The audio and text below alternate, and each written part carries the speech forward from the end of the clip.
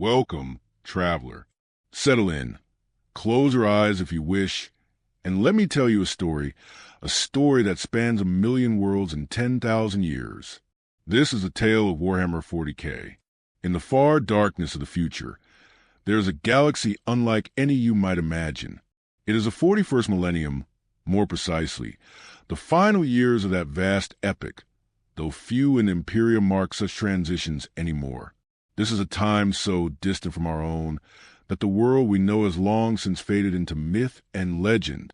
This galaxy contains over 1,000,000 human worlds, scattered like glimmering dust across the vast emptiness of space, each one separated from the next by unfathomable distances that can take months or even years to traverse. At the heart of this impossibly vast Imperium sits a single planet, Terra. You might know it by another name, Earth, but this is Earth transformed beyond recognition, where continents have shifted and ancient cities have been built upon the ruins of civilizations layered thousands of times over. Terra has become a world-spanning cathedral, a monument to humanity's endurance, where billions upon billions of souls live in hive cities that reach up toward the stars and down into the planet's very core. Upon Terra, within a palace so vast it covers most of a continent, sits the Emperor of mankind. He is a being of immense psychic power, perhaps the most powerful human who has ever lived. But here is something few truly understand. The Emperor has not walked among his people for 10,000 years. He sits immobile upon the golden throne, a life support system of ancient and irreplaceable technology, neither fully alive nor completely dead, sustained by the sacrifice of 1,000 psychic souls each day. The Emperor's story begins long before the Imperium, before the age of starships and distant worlds. He is said to have been born in ancient Anatolia, in what we would call Turkey, during the 8th millennium BC, making him over 40,000 years old by the time of the 41st millennium. For all those long ages, he walked among humanity in secret, guiding and protecting our species through its darkest hours, wearing countless faces and identities across the centuries. But why did this immortal being reveal himself? What could compel someone who had lived in shadow for millennia to step into the light? The answer lies in a catastrophic period known as the Age of Strife. For 5,000 years, humanity's first great stellar empire collapsed as warp storms, tears in the very fabric of reality, cut off world from world, leaving colonies isolated and desperate. Humanity nearly went extinct during these dark ages, and it was then that the Emperor finally revealed his true nature, stepping forward to reunite humanity under his banner. The Emperor achieved this reunification through the creation of his greatest works, the Primarchs. These were 20 superhuman sons, each a genetic masterpiece designed to embody different aspects of warfare and leadership. They were generals, statesmen, warriors, and scholars, each one capable of conquering worlds in their father's name. But tragedy struck before they even drew breath. The infant Primarchs were scattered across the galaxy by the dark forces of chaos, each one landing on a distant world where they would grow up in vastly different circumstances. From these lost sons, the Emperor created the Space Marines, also known as the Adeptus Astartes. Each Space Marine is a 7-foot-tall transhuman warrior, their bodies enhanced with 19 specialized organs that grant them superhuman strength, the ability to spit acid, absorb memories from eating flesh, and survive wounds that would kill any normal human. These warriors know no fear, and they live only to serve the Emperor and protect humanity from the darkness beyond the stars. The Imperium that the Emperor built spans a galaxy, but it is not held together by love or democracy. It is a theocratic empire of unimaginable scale, ruled by faith, fear, and the grinding machinery of bureaucracy. The Adeptus Administratum, the vast governmental organization that manages the Imperium, employs billions of scribes, accountants, and officials.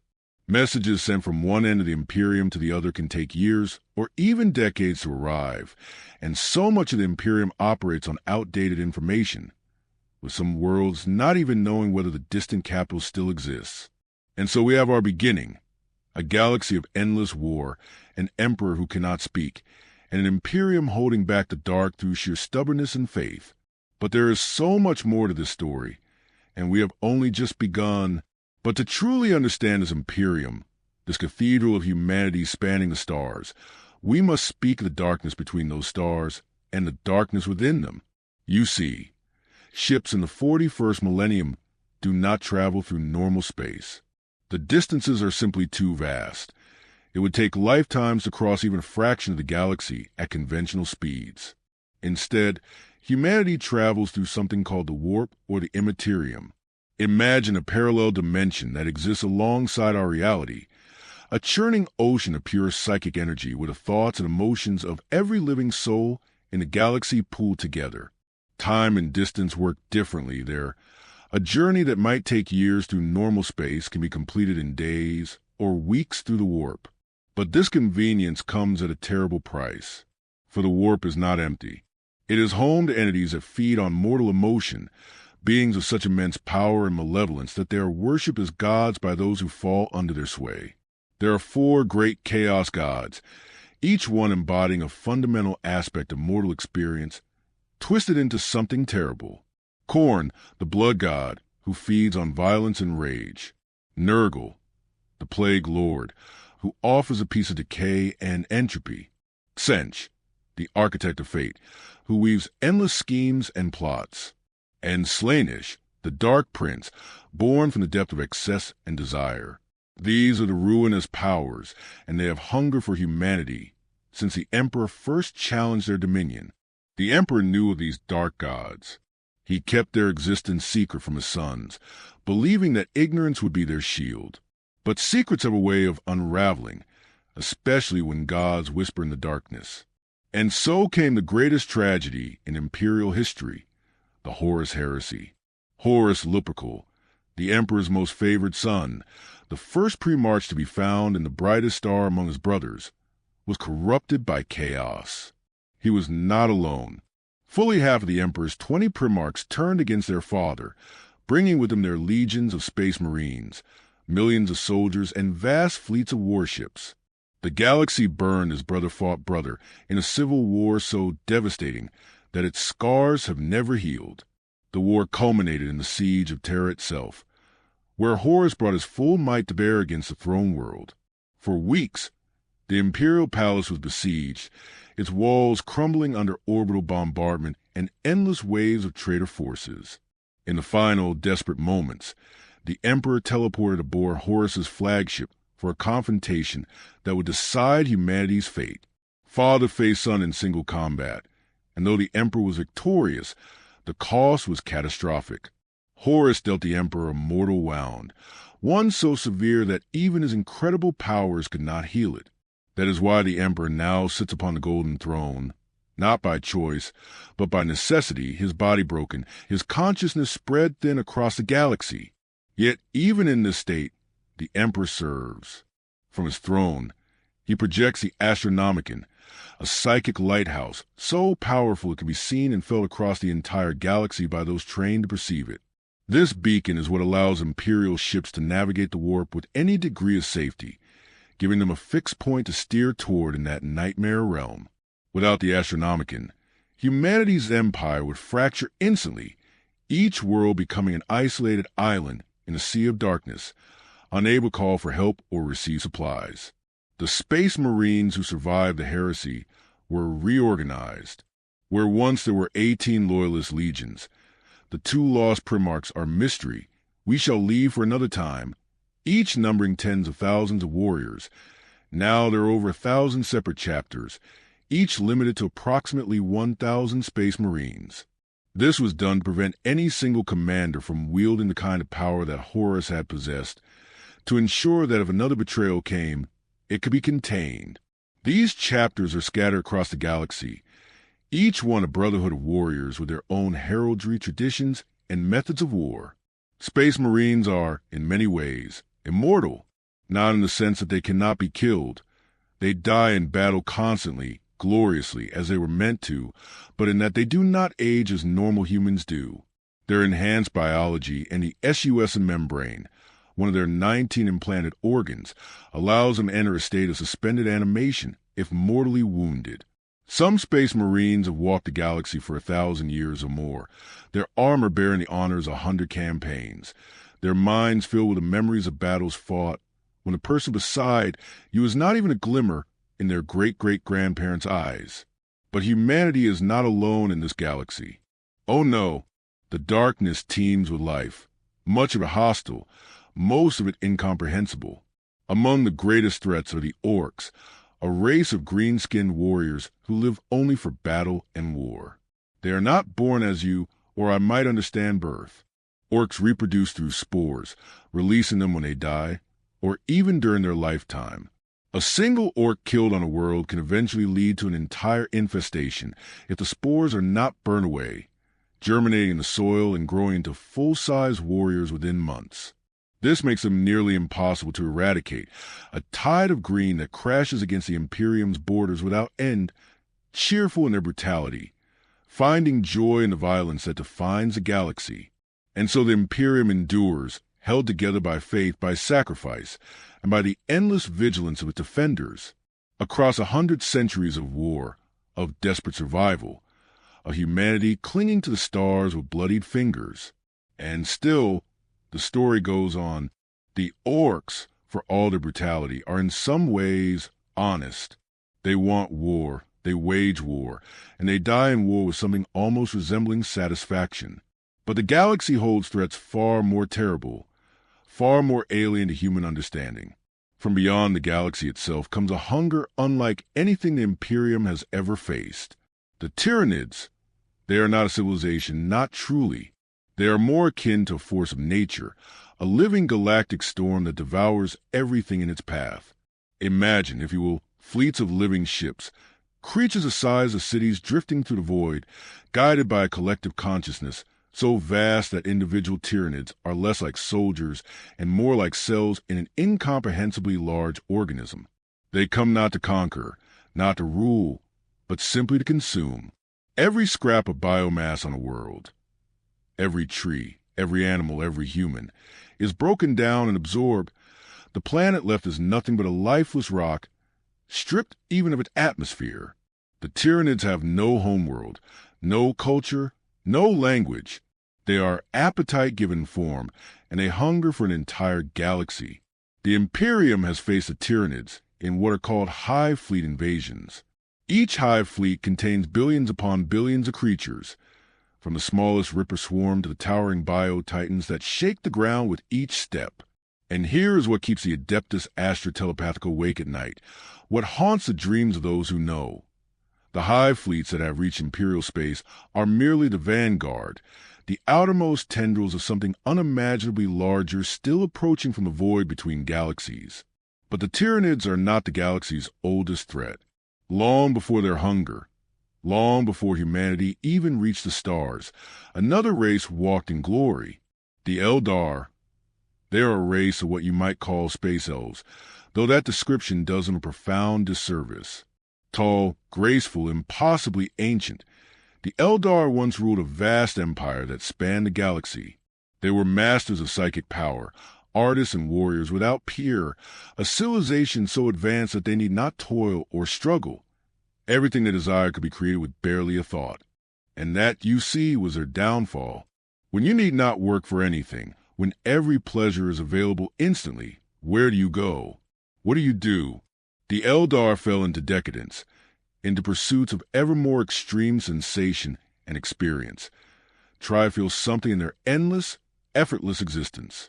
For thousands of years, their empire rotted from within, their emotions and desires pooling in the warp, growing stronger, taking shape.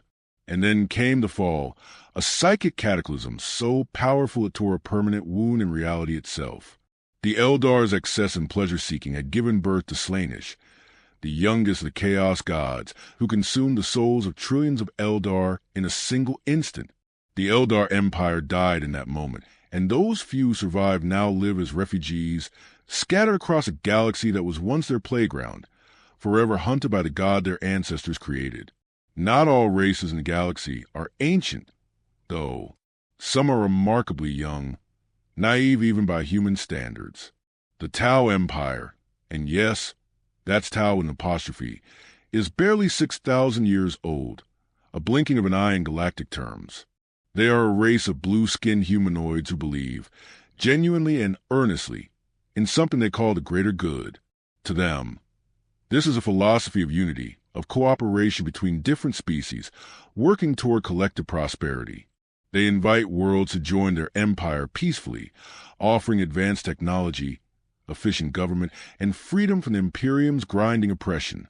Some imperial worlds, particularly those on the fringes where the Emperor's light barely reaches, have accepted these offers, becoming part of something that promises hope instead of mere survival.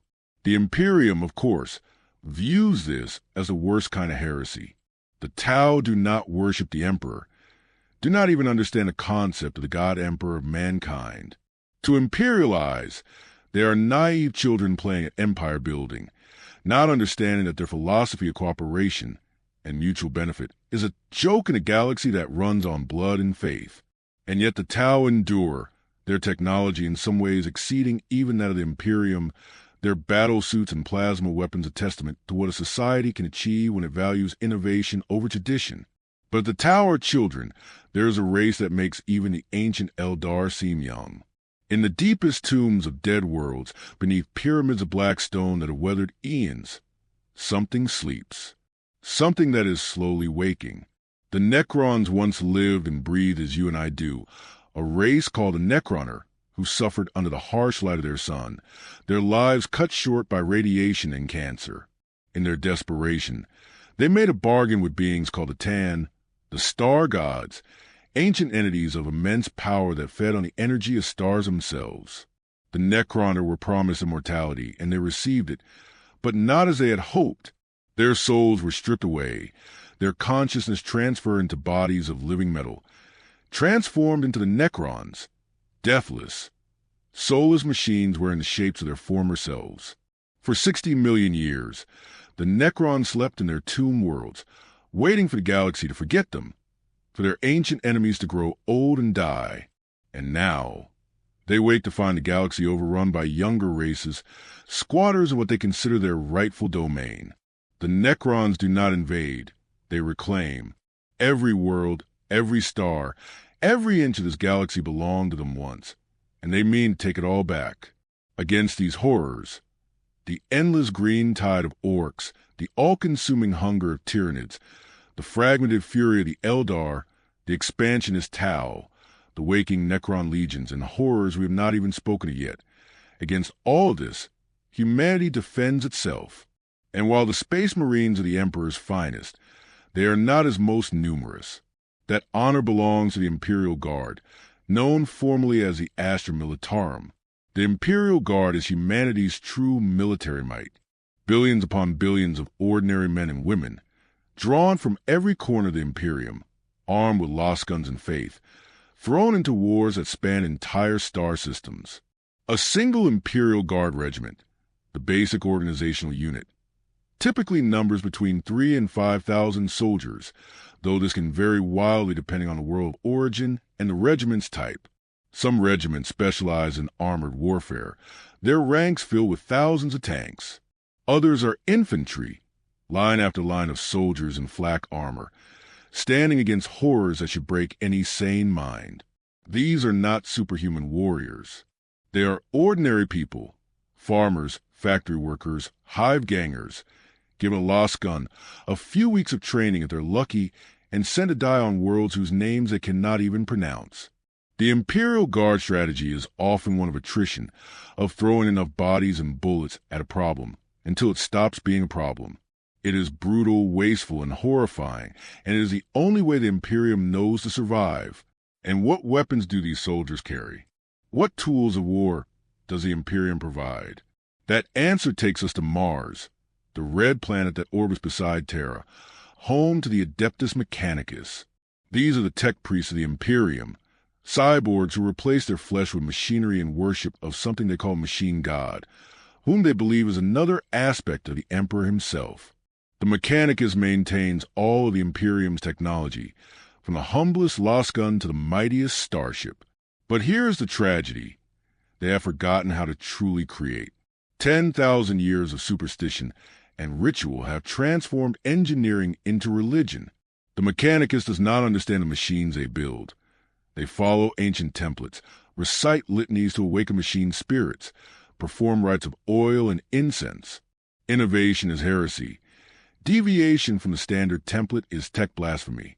And so the Imperium fights with technology that has not meaningfully advanced in millennia. Each precious STC, standard template construct, guard like a holy relic, because that is exactly what it is.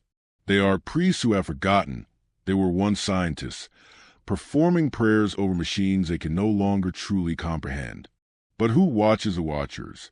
Who ensures that the vast machinery of the Imperium, from the lowliest Imperial Guard regiment to the tech priests of Mars, remains free of corruption? That terrible responsibility falls to the Inquisition, and there is perhaps no organization more feared in all the Imperium.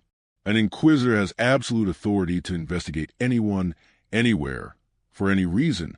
They can execute a planetary governor on suspicion of heresy, condemn an entire world to death if they believe it tainted beyond redemption, command space marine chapters, and requisition entire battle fleets.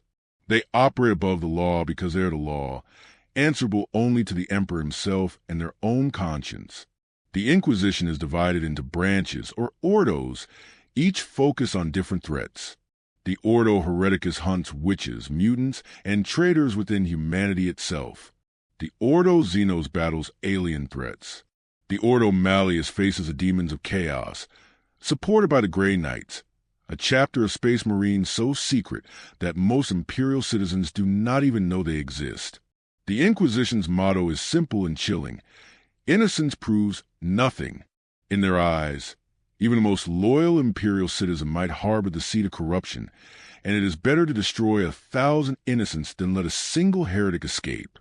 And so the Imperium grinds on, vast beyond measure, cruel beyond words, holding back the darkness through the sacrifice of billions upon billions of souls. It is not a kind galaxy. It is not a fair one. But it is the only one humanity has, and they will fight for every inch of it, under the last breath, the last bullet, the last prayer whispered to a God Emperor who may or may not be listening. The story continues, as it has since the heresy's end, as it may for another 100 centuries more. We have spoken of the Emperor upon his golden throne, sustained by sacrifice. But what is the nature of that sacrifice? Where do those 1,000 souls come from, day after day, year after year, across all those long millennia? They are psychers, humans born with the ability to touch the warp, to channel its energies, to see beyond the veil of reality. In another age, they might have been celebrated, trained, honored. But this is the 41st millennium, and the warp is no longer safe to touch. Every psyker is a potential doorway for demons, a crack through which the ruinous powers might pour. And so the Imperium hunts them. Great ships, black and silent, known only as the Black Ships, travel from world to world in a circuit called the Tide of Tears. They collect psychers, children mostly torn from their families, sometimes willingly given up, sometimes taken by force. These ships carry them to Terra, to the Golden Throne, where they are tested. The strongest might be trained to serve as sanctioned psychers, astropaths who send messages through the warp, or battle psychers who fight alongside the Imperial Guard. But most are fed to the Emperor, their life force consumed to keep that ancient light burning for just one more day. The Imperium is not governed by logic or efficiency alone. It is sustained by faith, a faith so deep, so all-consuming, that it has become its own institution. The Adeptus Ministorum, known more commonly as the Ecclesiarchy, is the state church of the Imperium. It is a religious organization of staggering scale, with trillions of clergy spread across the galaxy. Priests, missionaries, confessors, cardinals. They preach the divinity of the Emperor. Though here is an irony that would be amusing if it were not so tragic. The Emperor himself never claimed to be a god. He despised religion, seeing it as superstition that held humanity back. And yet in his absence, in his silence, he has been deified, worshipped by quadrillions of souls who pray to him for salvation, for protection, for meaning in a cruel and uncaring universe. The Ecclesiarchy does not merely preach. It has teeth.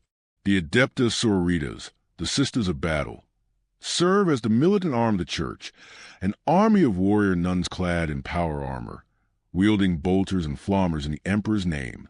They are humanity's zealots, every bit as fanatical as they are skilled.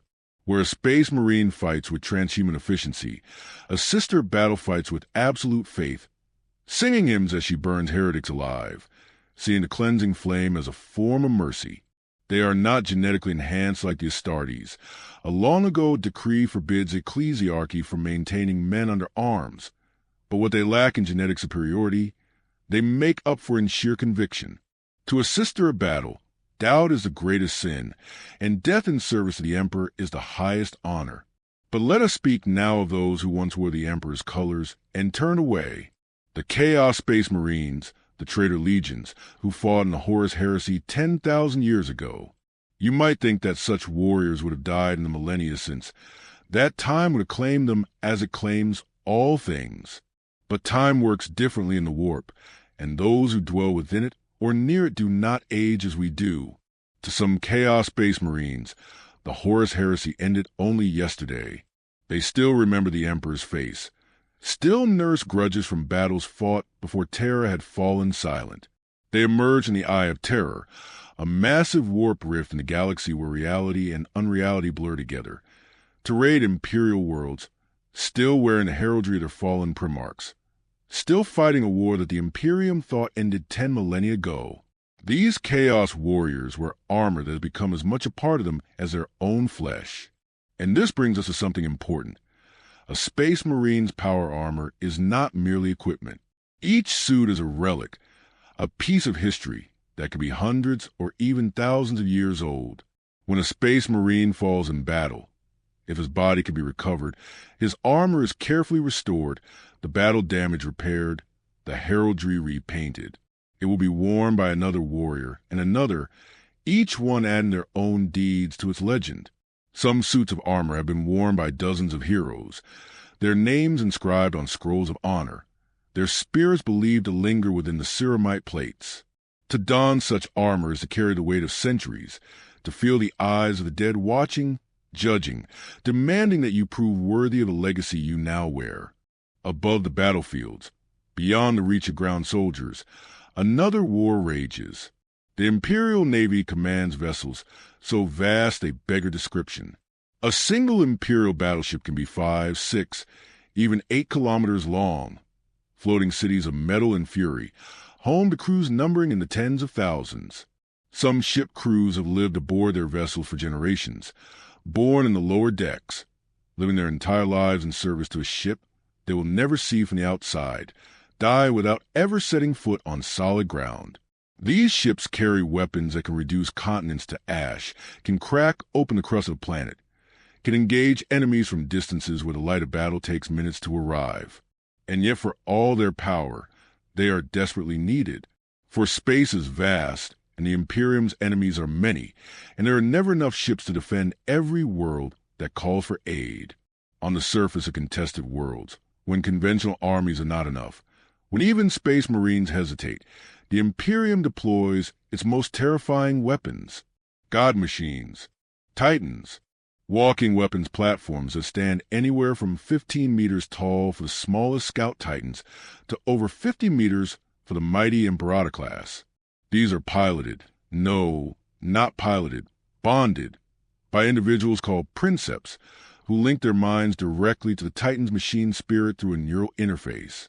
The Titan's rage becomes their rage, its pain their pain. Some princeps, after years of connection, can no longer separate themselves from their Titans, their personalities merging with the ancient and wrathful intelligence of the war machine. When a Titan walks, the ground trembles. When it fires, cities die. They are gods of war made manifest, and the Imperium treasures each one. For the knowledge to build new Titans has been lost, and everyone that falls is a treasure that can never be replaced. Let us return to the Eldar, those tragic refugees of a fallen empire. Those who survive the fall do not live on planets as humanity does. They cannot. Slainish hungers for their souls still, and the moment an Eldar dies, their soul is pulled towards you, thirst and less protected. And so the surviving Eldar live aboard massive vessels called craft worlds, world ships so vast that each one is essentially a planet unto itself, home to billions of Eldar. These craft worlds drift through the void, self-contained ecosystems of Wraithbone, a psychically grown material unique to the Eldar, where every soul is precious because there are so few left. When an Eldar dies aboard a craft world, their soul is captured by a spirit stone, a psychic gem worn by every Eldar, preserving them from Slainish's hunger. These stones are then placed in the craft world infinity circuit, a vast psychic network where the dead can still communicate, still guide, still watch over their descendants. The Eldar do not have graveyards. They have libraries of souls. The Eldar once had another means of travel, one that did not require them to brave the warp's dangers. The Webway, an ancient network of tunnels existing between real space and warp, created millions of years ago by the Old Ones, the galaxy's first great civilization. The Webway connects distant points across the galaxy, allowing near instantaneous travel without the risks of full warp immersion. The Eldar still use what remains of it, slipping through hidden gates to strike at their enemies and vanish before retaliation can come. The Emperor himself sought to master the Webway, believing it was humanity's salvation, a way to free his species from dependence on the warp. He built a great gate beneath the Imperial Palace on Terra, intending to connect humanity's worlds through this ancient network. But the Horus heresy interrupted that work, and the gate was broken, a permanent warp breach sealed only by the Emperor's will and the sacrifice of 10,000 custodians, his personal bodyguards, who stand eternal watch, holding back the demons that press against that wound in reality. And what of the common people? The ordinary citizens of the Imperium, the countless trillions who are not soldiers or priests or psychers. Most Imperial citizens live in hive cities, immense urban sprawls that can cover entire continents and reach miles into the sky and deep into the earth. These are layered cities, where the wealthy live in the highest spires, breathing clean air and seeing sunlight, while the poorest dwell in the underhive, a lawless, dark realm of rusted metal and perpetual twilight, where gangs rule, where mutants hide, where people are born and die without ever seeing the sky. Most citizens of the Imperium will never leave their birth world. They will never see the stars as anything but distant lights. They will work in factories, pray in chapels, live their brief lives and die, never knowing that across the galaxy, wars rage that could determine the fate of their entire species. They are told that life is toil, that suffering is holy, that to question is to court damnation, and most believe it, because what else is there to believe? This is the Imperium of Man. This is the galaxy in the 41st millennium, a place where hope is rationed, where mercy is weakness, where the only victory is survival for one more day. And yet, humanity endures. Through faith, through stubbornness, through the sacrifice of billions, humanity clings to existence against forces that should have wiped them out millennia ago. The story goes on, as it always has, as it always must, in the grim darkness of the far future, where there is only war. We have spoken of the Space Marines, those transhuman warriors who stand as humanity's shield. But let us delve deeper into what makes them possible, into the sacred secret that allows the Adeptus Astartes to endure across millennia. Within every Space Marine, nestled among their enhanced organs, lies something precious beyond measure: the gene seed. These are specialized organs, the progenoid glands that contain the genetic template for creating more Space Marines.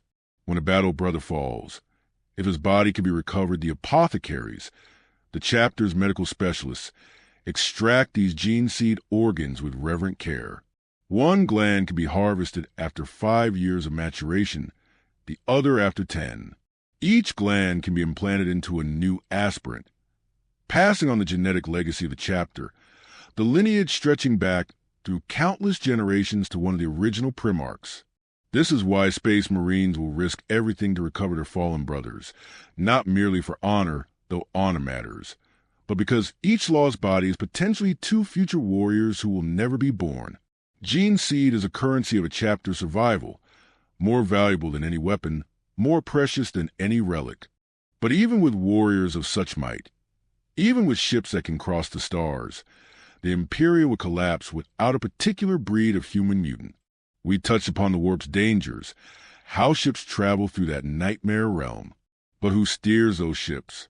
How does a captain navigate where there are no stars, no cardinal directions, nothing but madness and hunger? The answer is the navigators, and they are among the oldest and most privileged of humanity's mutants. Navigator houses are dynasties stretching back to before the age of strife, carefully maintaining their bloodlines, and are marrying only with other navigator families to preserve their gift. For that is what it is, a gift and a curse. Every navigator possesses a third eye, called the warp eye, located in the center of their forehead, usually hidden behind a bandana or headband or ornate covering.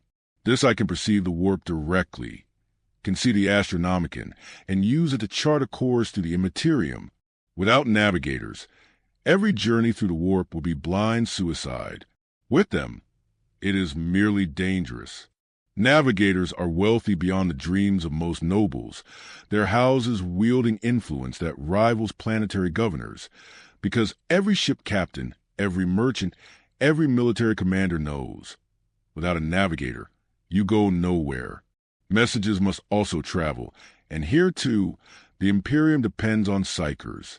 Astropaths are psychically gifted individuals who survive the soul binding, a ritual in which they are brought before the Emperor himself, their souls touched by his power, marked and warded so they might resist chaos. The process is agony beyond description, and it leaves every single astropath blind. Their physical eyes burn away in the Emperor's psychic light, never to see again.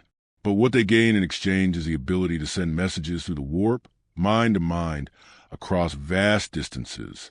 An astropath can transmit a message across hundreds or even thousands of light years, their thoughts encoded in psychic signals that another astropath can receive.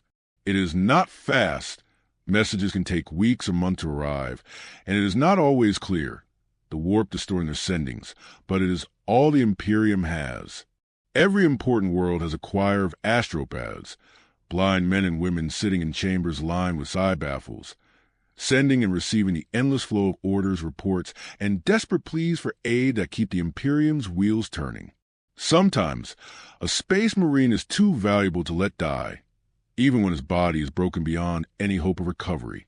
When a hero's flesh has failed but his mind remains sharp, his will unbroken, the chapter may grant him a terrible honor, internment within a dreadnought.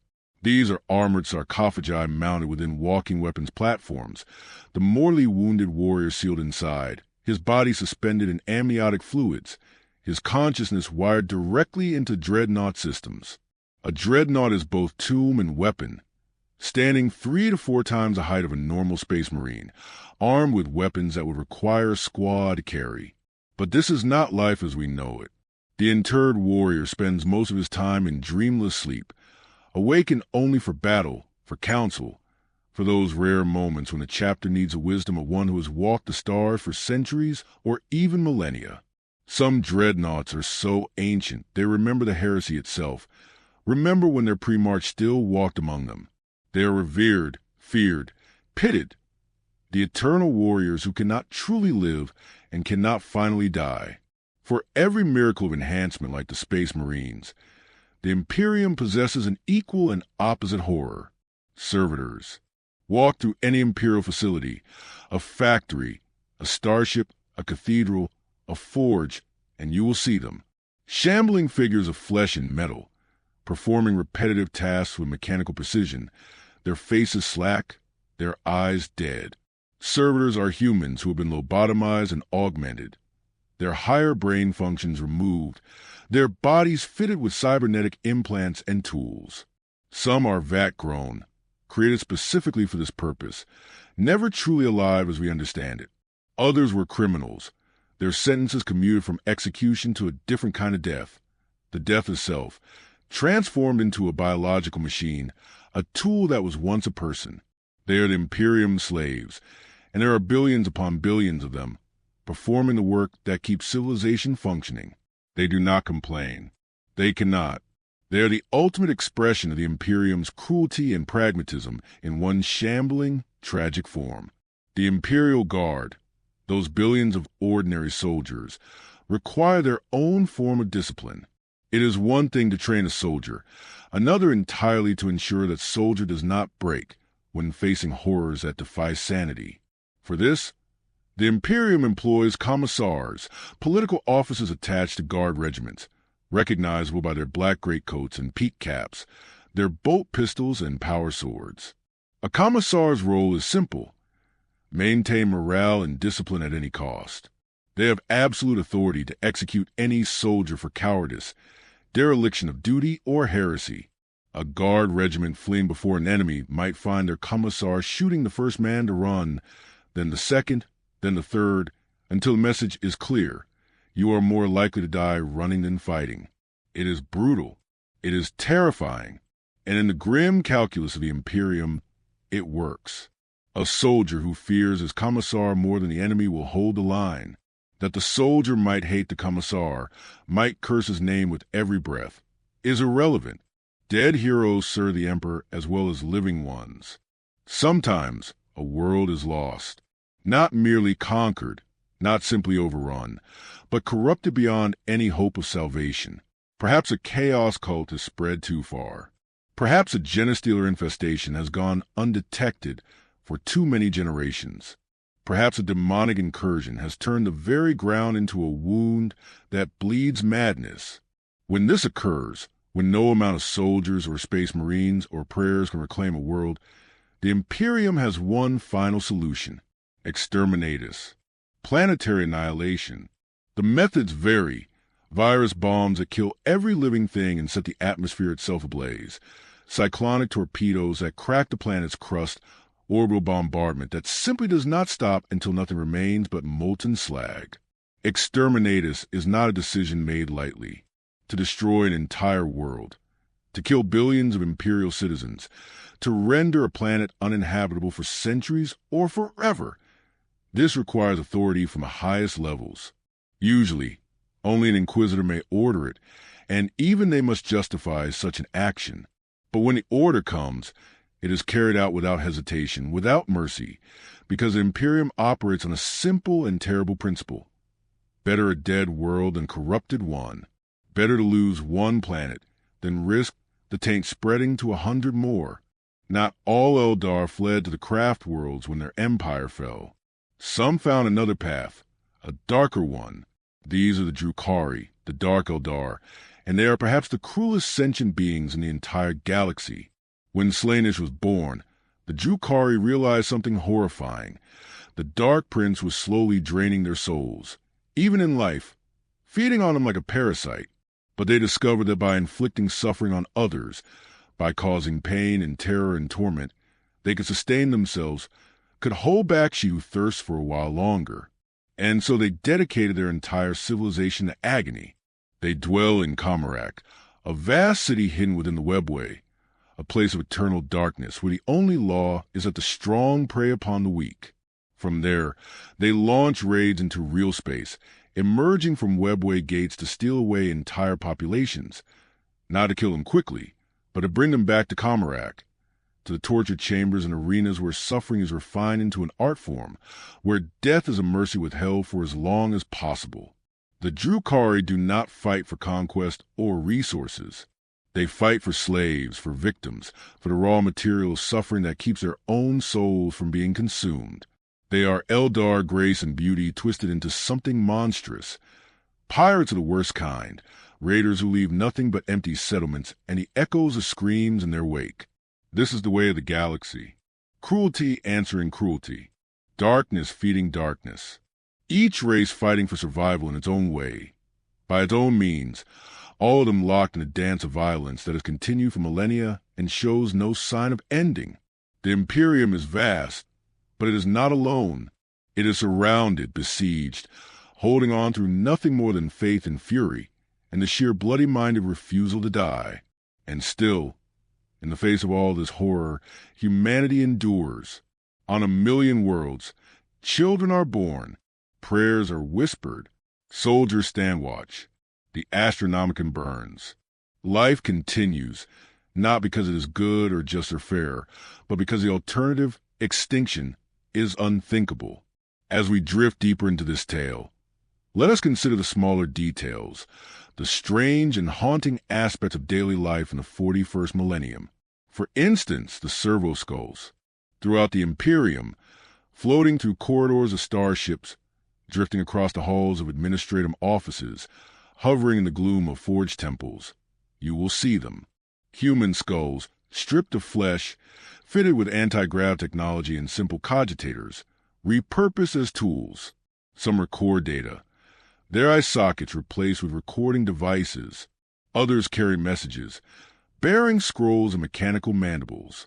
Some serve as lights, illuminating the path for their masters. Some even carry weapons, small but deadly.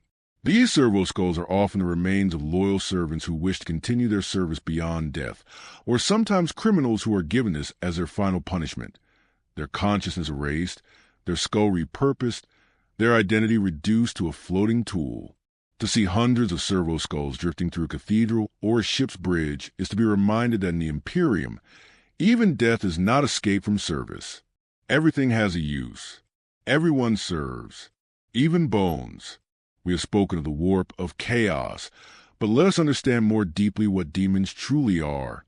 They are not aliens, not creatures with biology or matter as we understand it. Demons are emotions given form, fragments of the chaos gods themselves, manifestations of feelings, rage, despair, ambition, desire, that have crystallized in a warp and gained a kind of terrible intelligence. This means something profound and terrifying. Demons cannot be permanently killed. When you destroy a demon's physical form in real space, you merely banish it back to the warp, where it will eventually reform, all its memories intact. Perhaps angry at you specifically, perhaps already planning its return. The only true way to defeat a demon is to speak its true name, the secret word that defines its existence, and bind it or command it to return to the warp.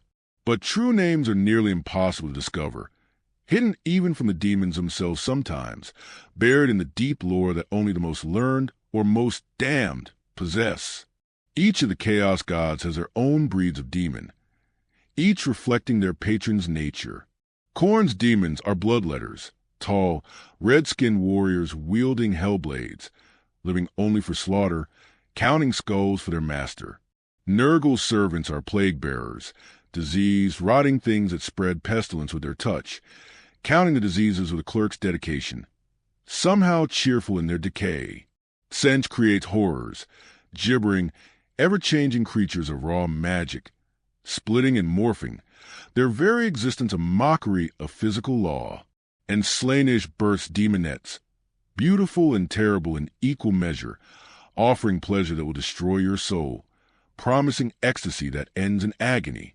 To face any of these in battle is to confront the fundamental forces of a universe given hostile intent, to fight against emotions and concepts that cannot truly die. But the Imperium possesses a weapon against psychers and demons alike, though it is a weapon that inspires as much horror as hope. There exist humans born with no soul, or more accurately, born with a negative presence in the warp, a void where a soul should be. These are called blanks or pariahs or untouchables, and they are the rarest of all human mutations. To stand near a blank is to feel a crawling wrongness, an instinctive revulsion that goes beyond conscious thought. Psychers find their presence agonizing, their powers disrupted or negated entirely. Demons cannot manifest near them, the warp itself recoiling from their non-presence. Normal humans simply feel uncomfortable, unsettled, finding excuses to avoid the blank without understanding why. Most blanks live lonely, miserable lives, shunned by everyone around them, never understanding why they are universally hated. But some are found by the Imperium and trained, weaponized, turned into tools against the forces of chaos. They are tragedy and utility combined, the unloved saviors nobody wants to acknowledge. When the Imperium needs a single target eliminated, a chaos cult leader, a Xenos warlord, a rogue psyker, a traitorous governor, it does not always send armies. Sometimes it sends a single operative, one of the Emperor's most elite killers. The Officio Assassinorum maintains several temples, each training assassins in a different art of death. The Vindicare Temple produces snipers capable of killing targets from miles away, their bullets able to pierce any armor. The Calidus Temple creates shapeshifters who can assume any identity, walking into the heart of enemy strongholds disguised as trusted allies. The Everzer Temple make berserkers, drug-fueled killing machines that are kept in stasis between missions because they are too dangerous to allow conscious. And the Culexus Temple. They recruit blanks, turning those soulless unfortunates into walking zones of psychic death, assassins that no psyker can detect, predict, or defend against. When an assassin is deployed, the target rarely survives a week. They are the Imperium Scalpel, where the Imperial Guard is at hammer.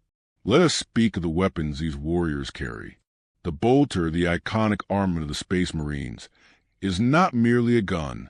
It is a fully automatic rocket launcher designed for superhuman hands.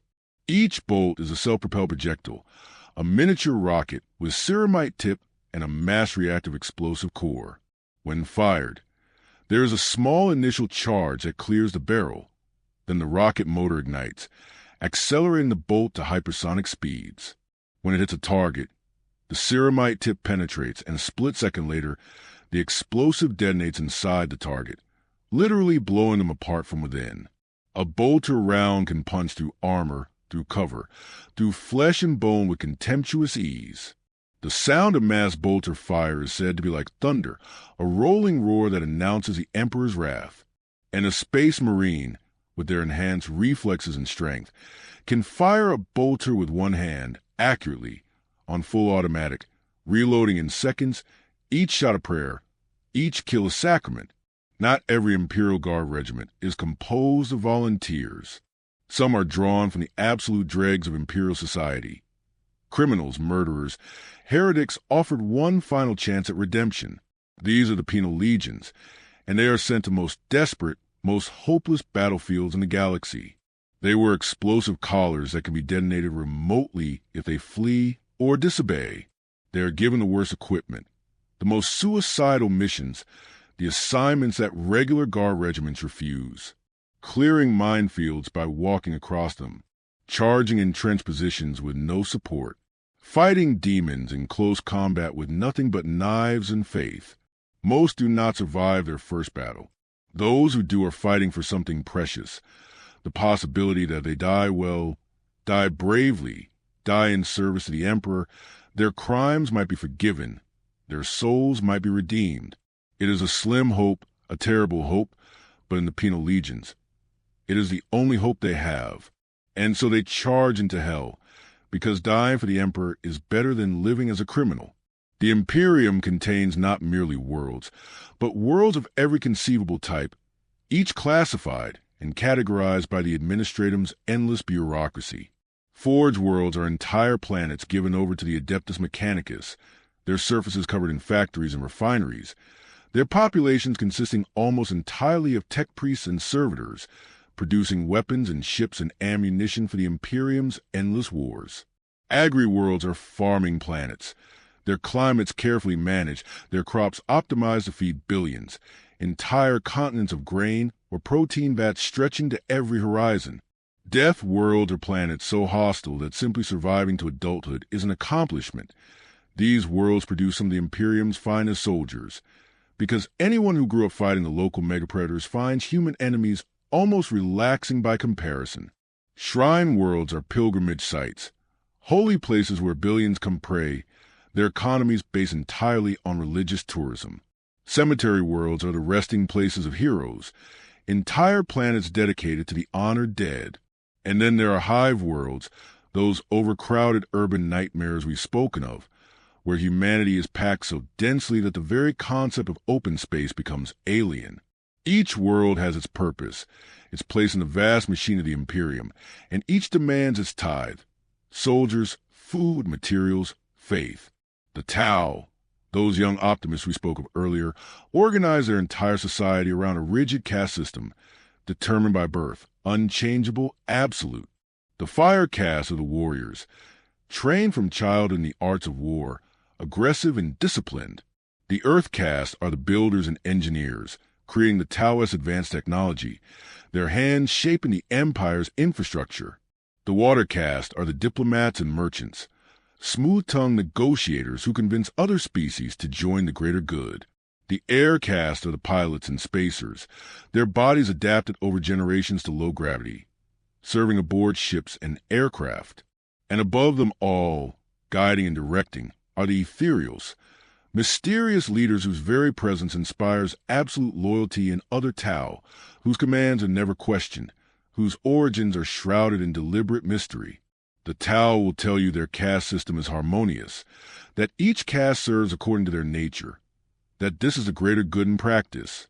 But to imperial eyes, it looks like just another form of tyranny, dressed in prettier words. Sometimes, rarely, the Emperor's light manifests directly in the material world. Living saints are individuals, usually from the Adeptus Sororitas, but not always, who have been blessed with a fragment of the Emperor's power.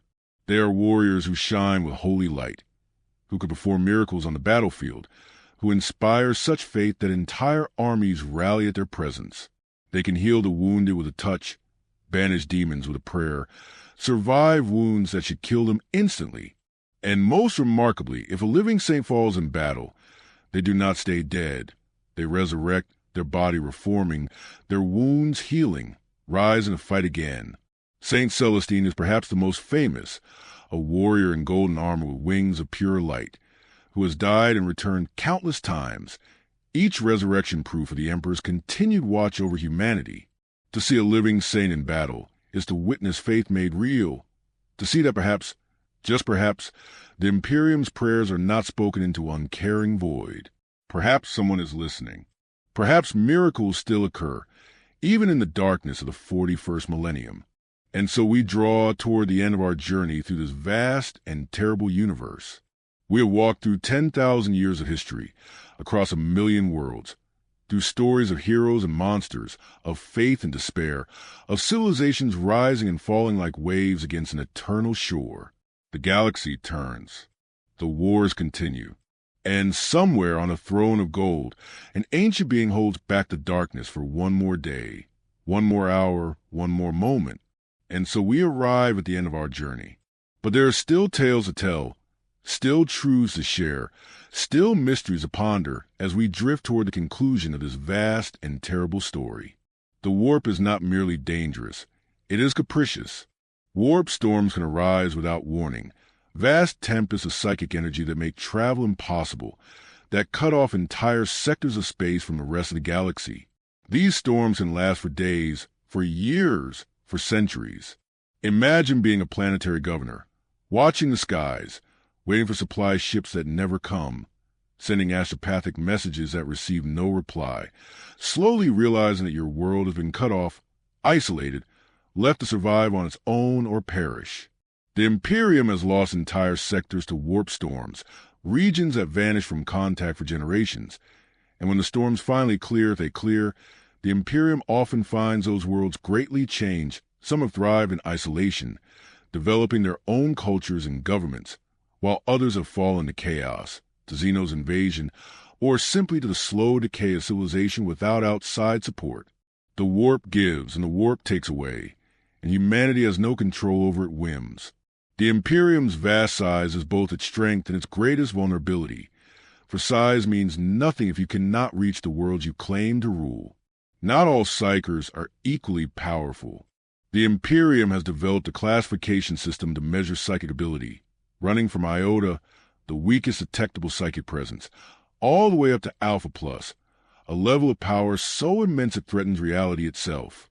Most sanctioned psychers, the ones who survive the soul binding and are allowed to serve, fall somewhere in the middle ranges, Delta or Gamma class, powerful enough to be useful but not so powerful they pose an existential threat.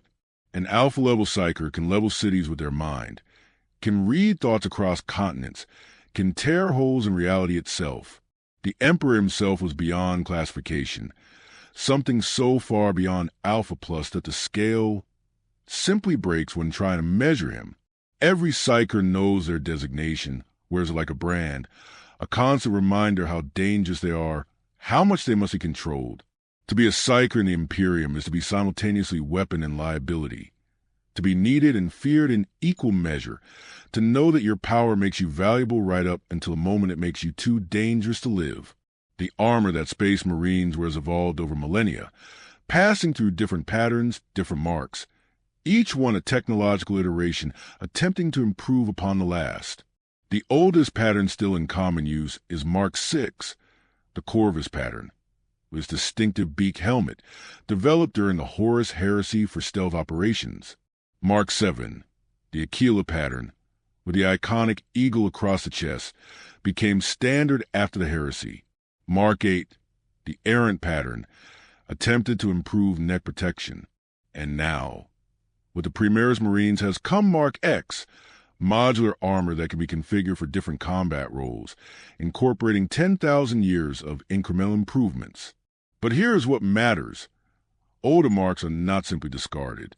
Many chapters treasure ancient suits of Mark IV or even rare Mark III armor, maintaining them across millennia, wearing them as links to their history.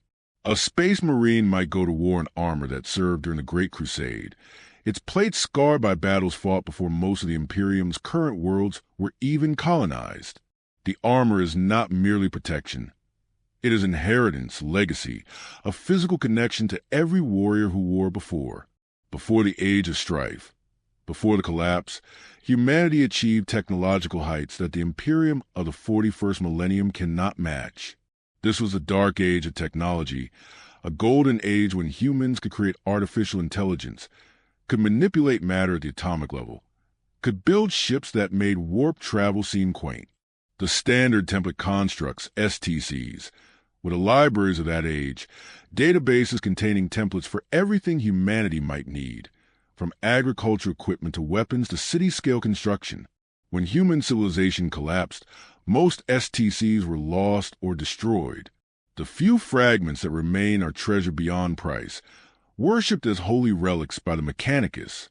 To find a complete STC, even for something as simple as a better pattern of farming equipment, would be worth more than entire star systems. The Imperium fights with the remnants of a greater age, maintaining technology it no longer fully understands, unable to innovate because the knowledge of how to truly create has been lost.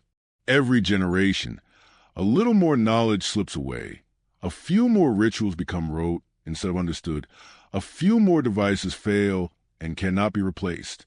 The Imperium is slowly declining, technologically speaking, losing ground to entropy one broken machine at a time. And the tragedy is that most citizens have no idea it was ever different, no concept that their ancestors once lived in a paradise of technology that made the current age look like barbarism. Not all Primarchs fell to chaos. Many remained loyal, and their fates after heresy were varied and often tragic. Rogel Dorn of the Imperial Fist died in battle, or so it is believed. Only his skeletal hand was recovered, now kept in stasis as a relic. Ferrus Manus of the Iron Hands was killed by his brother Fulgrim during the heresy itself, his head taken as a trophy. Sanguinius of the Blood Angels died defending the Emperor aboard Horus's flagship, struck down by the traitor Primarch, his sacrifice buying the Emperor precious seconds. Others simply vanished. Leman Russ of the Space Wolves walked into the Eye of Terror, promising to return when he was needed most. Jagatai Khan of the White Scars pursued a dark Eldar raid into the Webway and never returned. Vulcan of the Salamanders disappeared, though legends say he still lives, waiting for the right moment to reveal himself. Corix of the Raven Guard, racked with guilt over his legion's corruption by the Alpha Legion, also vanished into the Eye of Terror, hunting traitors in that nightmare realm across the long millennia. Lionel Johnson of the Dark Angels lies in stasis deep within his chapter's fortress monastery, hidden even from his own sons, his sleep perhaps not entirely natural. And Gilliman, as we've mentioned, was in stasis until recently, and has now returned to lead the Imperium. Each loyal Primarch's absence is a wound in the Imperium's heart, a reminder that even the Emperor's greatest sons were mortal in their own way, that even demigods can fall, can vanish, can leave their children to fight on without guidance. The Adeptus Mechanicus does not merely consist of tech priests maintaining machines. They have their own military forces, cyborg warriors called Skitarii. These are the infantry of Mars in the Forge worlds, humans who have been extensively augmented with cybernetics, their bodies modified to make them perfect soldiers. Their eyes are replaced with enhanced targeting optics that can see across the electromagnetic spectrum. Their muscles are reinforced with synthetic fibers. Their brains are hardwired with tactical data and combat algorithms. Many have their emotions suppressed or removed entirely, making them eerily calm in battle, advancing through withering fire without fear or hesitation. They carry weapons that combine ancient design with arcane technology, radium carbines that poison enemies with radiation, arc rifles that unleash devastating electrical discharges, plasma calibers that can melt through armor. Skitarii are not quite servitors. They retain more of their humanity, can think tactically, can adapt. But they're also not quite human anymore, having sacrificed so much of themselves to the Omnicia that they exist in a liminal space between man and machine. They are the Mechanicus' answer to the Imperial Guard, proof that Mars can defend itself, that the Forge worlds need not rely entirely on the Astra Militarum for protection. What is a soul in the context of the warp? It is the psychic reflection of a living being, the echo of consciousness in the immaterium. Every sentient creature casts a shadow into the warp, contributes their emotions and thoughts to that roiling sea. When you die, your soul enters the warp fully, and for most beings it simply dissipates, dissolving into the background energy, the individual personality lost, consciousness diffusing into the greater whole.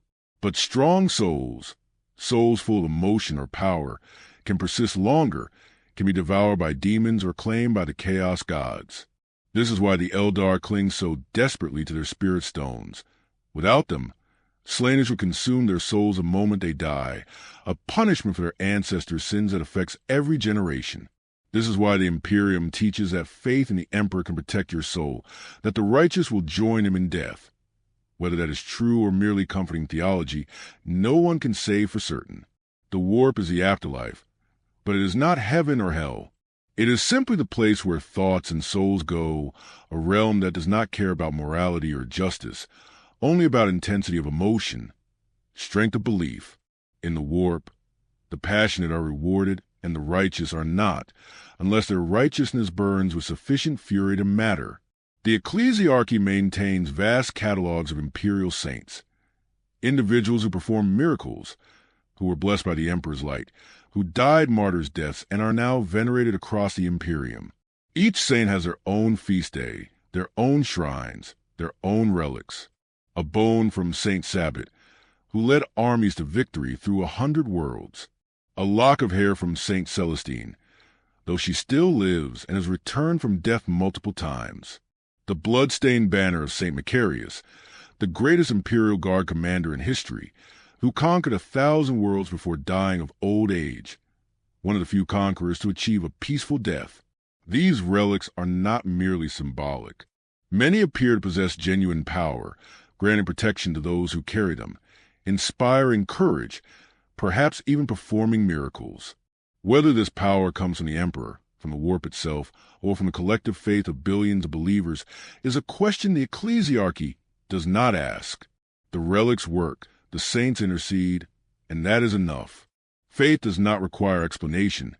In a galaxy where gods demonstrably exist, where demons can be banished by prayer and belief can shape reality, perhaps the distinction between symbol and substance no longer matters. The administratum, the vast bureaucracy that manages the Imperium, operates on a scale that defies comprehension. The records stored on Terra alone would fill libraries the size of continents, and many do, entire subcontinental archives where countless scribes spend their lives recording, filing, cross-referencing the endless data that flows from 1,000,000 worlds. Birth records, death records, tithe assessments, requisition forms, battle reports, census data, trade manifests, legal documents, heresy accusations, planetary surveys, astropathic messages. The list goes on and on and on. Most of this information will never be read by anyone who matters. Most of it exists simply because the system requires its existence, because forms must be filled, because procedures must be followed. The administratum has forgotten why many of its procedures exist, but continues them anyway, because that is what was done before, and deviation from established protocol is suspicious. A request for military aid might sit in someone's inbox for years before being processed, not out of malice, but simply because there are 17 million other requests ahead of it, and each must be reviewed, verified, approved by 3 separate subdepartments before action can be taken. The Imperium is drowning in paperwork, strangled by its own bureaucracy, and yet somehow, through sheer inertia and the dedication of billions of faceless scribes, it continues to function. Inefficiently, frustratingly, but it functions. Not every world that rebels or falls to corruption receives exterminatus. That level of destruction requires immense justification and resources. More commonly, the Imperium employs other solutions. A world in open rebellion might face an Imperial Guard crusade, millions of soldiers deployed to retake the planet, city by city, hive by hive, a grinding reconquest that could take years or decades. A world that has fallen into a chaos cult but is still salvageable might be visited by the Inquisition, who will root out the corruption with fire and execution, killing thousands or millions to save billions. A world that has simply stopped paying tithes, that has become isolated and declared independence, might be brought back into compliance through diplomacy, threats, or limited military action. Not destroyed, merely reminded of its place. The Imperium has a hierarchy of responses, escalating from warnings to sanctions to invasion to bombardment to exterminatus, and each step requires additional approval, additional resources, additional justification. Most rebel worlds do not burn. Most simply die quietly, reconquered, their populations decimated by the fighting, their cities shattered, their names forgotten except as cautionary tales. The Imperium is cruel, but it is not wastefully cruel. Planets have value. People in aggregate have value. Destruction is always a last resort, employed only when recovery is impossible and the alternative is worse. The Tyranids are not merely individual creatures following instinct. They are all connected to something called the hive mind, a gestalt consciousness of such immense scale that it transcends individual thought. Every Tyranid organism, from the smallest ripper to the largest biotitan, is a cell in this vast intelligence, seeing through millions of eyes, thinking with billions of simple brains linked together to create something far greater than the sum of its parts. When you fight Tyranids, you are not fighting soldiers following orders. You are fighting fingers on a hand, weapons wielded by a single vast intelligence that is learning from every encounter, adapting its bioforms in real time to counter whatever resistance it faces. The hive mind does not communicate in words or concepts humans can understand. It is hunger and purpose in cold calculation, utterly alien, utterly inimical to all other life. And here's what keeps the Muggos biologists awake at night. The hive mind appears to be approaching the galaxy from multiple directions simultaneously, suggesting either multiple hive minds or a single consciousness, so vast it exists across intergalactic distances. If the Tyranids are truly one thing, one entity spread across the void between galaxies, then what has arrived in Imperial space is not an invasion. It is a single organism dipping its fingers into the water, testing the temperature, deciding whether this galaxy is worth the effort consuming entirely. Beneath the Imperial Palace on Terra, the Emperor once attempted the greatest work of his long life, a human-built entrance into Webway, that ancient network of tunnels we've spoken of. He worked on this in secret for decades, diverting resources, employing the finest minds, using technologies that even Mechanicus did not possess. His vision was clear. If humanity could access the Webway, they would no longer need to travel through the warp, no longer need navigators, no longer be vulnerable to chaos's predations. Humanity would be free, truly free, to spread across the galaxy without risk. But when Horus turned traitor, when Magnus the Red, pre-March of the Thousand Suns, tried to warn the Emperor psychically about the betrayal, his warning shattered the psychic wards protecting the Webway gate. Demons poured through the breach, and the Emperor had to abandon his great crusade, had to return to Terra immediately to hold the gate closed through sheer force of will. For years he sat on the golden throne, which was originally meant to be the control mechanism for the Webway Gate, keeping the breach sealed while Horus's rebellion burned across the galaxy. And when he fought Horus and was mortally wounded, he could no longer leave the throne, not even for a moment, lest the breach reopen and demons flood into the palace, into Terra, into the heart of the Imperium. The Golden Throne became his prison and life support at once, and the Webway project died, forever unfinished, forever tantalizing in its near success. Humanity was so close to salvation, and it was snatched away by betrayal and circumstance. Some Space Marine chapters do not roam the galaxy seeking glory. Instead, they stand guard over specific threats. Eternal watchers who have dedicated their entire existence to containing particular horrors. The Relictors guard archaeotech sites where chaos artifacts are contained. The Marines malevolent, though despised for cruelty even by other chapters. Patrol sectors where human life is cheap and only ruthless efficiency can hold back the darkness. The Exorcists, a chapter that deliberately allows their aspirants to become possessed by demons, then exorcises them, creating Marines who are forever immune to possession, serving as specialists against demonic incursions. Some chapters guard ancient prison worlds where things best forgotten are locked away. Others maintain watch over sealed warp rifts, ready to respond if the seals weaken. These are not glory seekers or crusaders.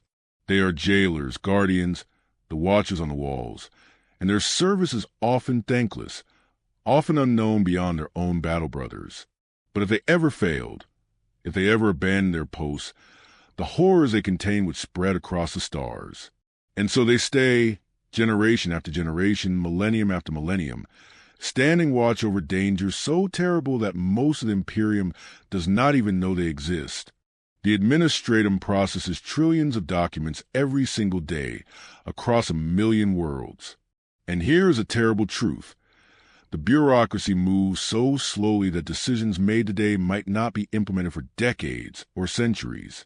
There are military requisitions from the Horus Heresy era that were only approved in the 40th millennium, 10,000 years late, requesting supplies for legions that no longer exist to fight battles long since lost. There are planetary governors who died of old age waiting for responses to urgent requests for aid. There are tithes being collected from worlds that were destroyed generations ago, because the record of their destruction has not yet made its way through the system. The Administratum is not merely inefficient. It is temporally disconnected, operating in a time frame that makes real-time response nearly impossible. And yet the Imperium survives this because, paradoxically, the same slowness that makes the bureaucracy frustrating also makes it resilient. Change happens so slowly that corruption, heresy, and error are also slow to spread. A corrupt official might die before their schemes bear fruit. A heretical doctrine might be suppressed before it reaches the Administratum's core. The system survives not through efficiency, but through sheer glacial momentum, too vast to be quickly altered, too distributed to be easily corrupted. Simply continuing forward because that is what is always done. We spoke briefly of the 2nd and 11th Legions, those Primarchs whose very existence has been stricken from Imperial records. But let us contemplate what this means. To erase a Space Marine Legion requires more than simply destroying them in battle. The Imperium has never shied from honoring the fallen, even those who fought in losing causes. To erase them from history suggests something worse than mere defeat, worse even than betrayal. The traitor legions are remembered, after all, their sins catalogued, their names cursed but not forgotten. But the lost Primarchs, they are blank spaces, voids in the records, and the effort required to maintain that void, to ensure that no mention of them survives across 10,000 years in 1 million worlds, suggests a secret so terrible that even memory of it is dangerous. Some whisper that they were experiments that failed catastrophically, that they reveal flaws in the Emperor's work that could not be acknowledged. Others suggest they discovered truths about the Emperor or the Imperium that could not be allowed to spread. Still others claim they fell to threats we have no names for, horrors beyond chaos or Xenos, things that required not just their destruction, but their complete erasure from existence. The truth is guarded by those who were there, the remaining Primarchs, the oldest custodians, and they have chosen silence over revelation. Perhaps that choice protects humanity. Perhaps it merely protects the mystery.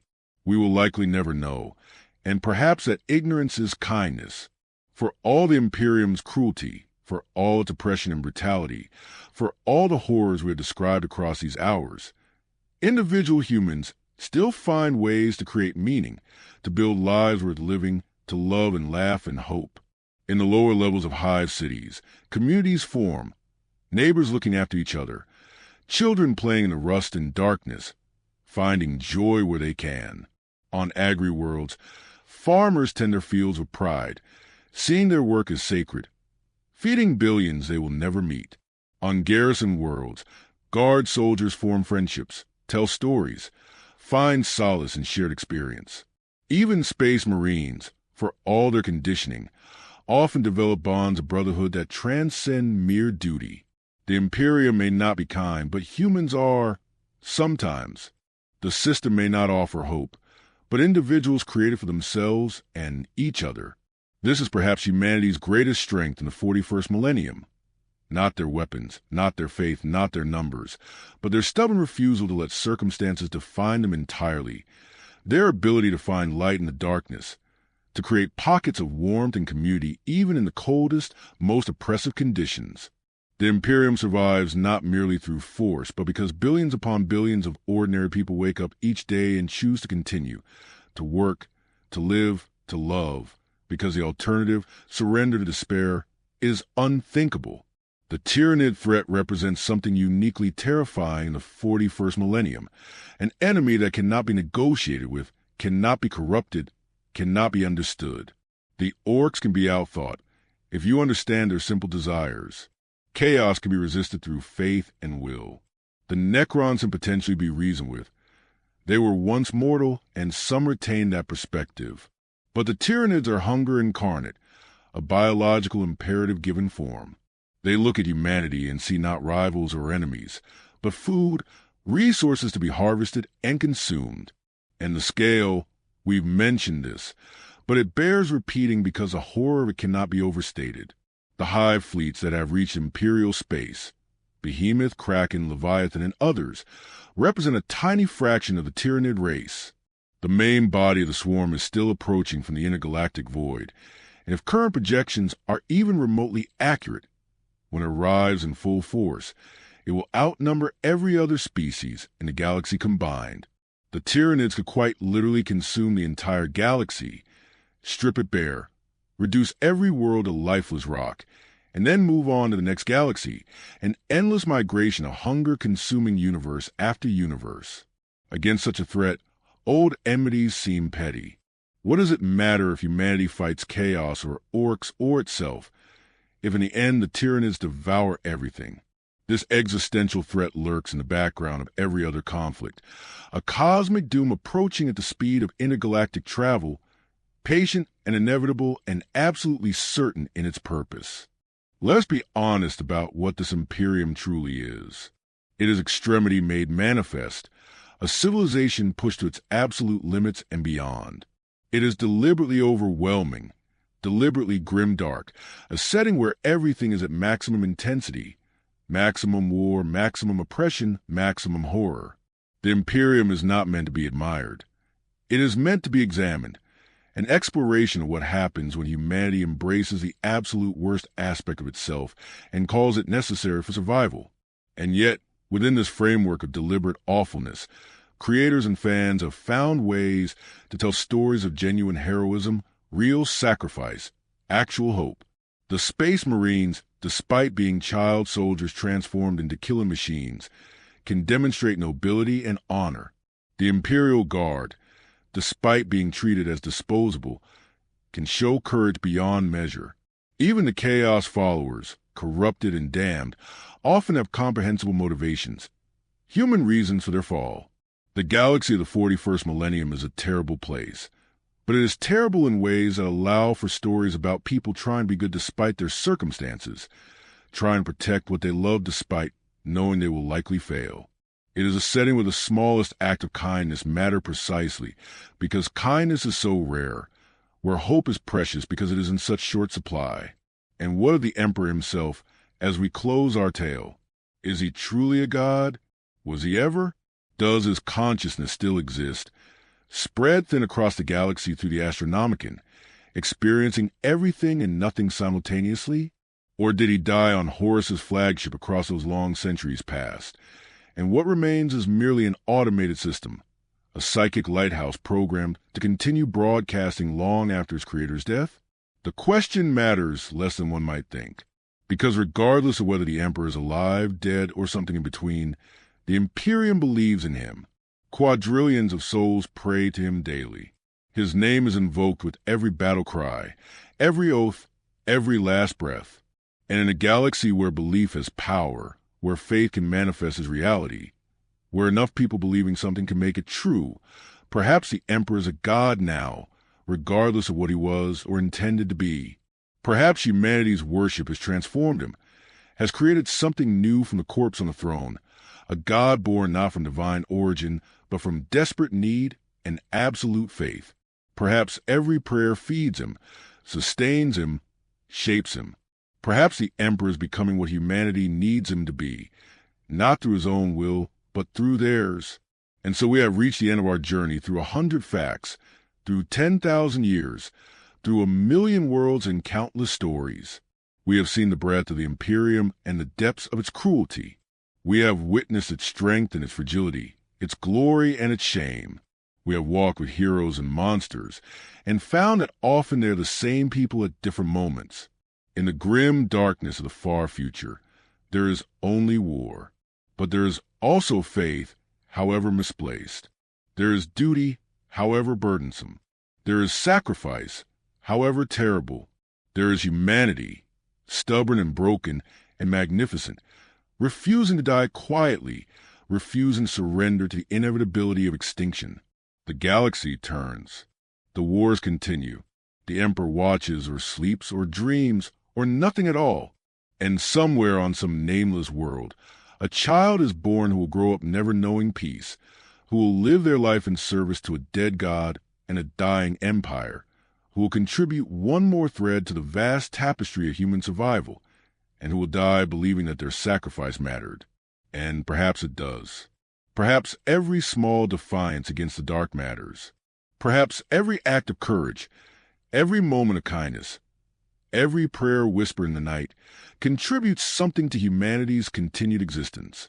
Perhaps the Imperium endures not because of its weapons or its warriors or its faith, but because of the accumulated weight of countless small acts of hope performed by people with every reason to despair. Or perhaps the Imperium is simply too stubborn to die, too vast to fall, too determined to acknowledge defeat. Perhaps humanity survives through nothing more than sheer bloody-minded refusal to do anything else. Either way, the story continues. The war goes on. The Astronomicon burns. And humanity endures, because that is what humanity does across 10,000 years, across 1,000,000 worlds, across all the darkness and horror and impossible odds. And if a golden god should ever rise from his throne, if the Emperor should walk again among his people, what would he find? Would he recognize the Imperium he built? Would he be proud of what humanity has become, or horrified? Would he try to fix it, or would he understand that it has survived precisely because of its flaws, not in spite of them? We will never know. The Emperor is silent, and perhaps that silence is the kindest gift he could give, the freedom for humanity to imagine their own answers, to create their own meaning, to write their own futures in the margins of a story that was supposed to have ended 10,000 years ago. As our tale draws towards conclusion, let us peer back even further into the mists of time to understand how this galaxy became what it is. For the warp was not always a realm of nightmare. Once, long ago, it was simply different. 60 million years before humanity took its first steps, the galaxy was embroiled in a conflict so vast, so devastating, that it is known only as the War in Heaven.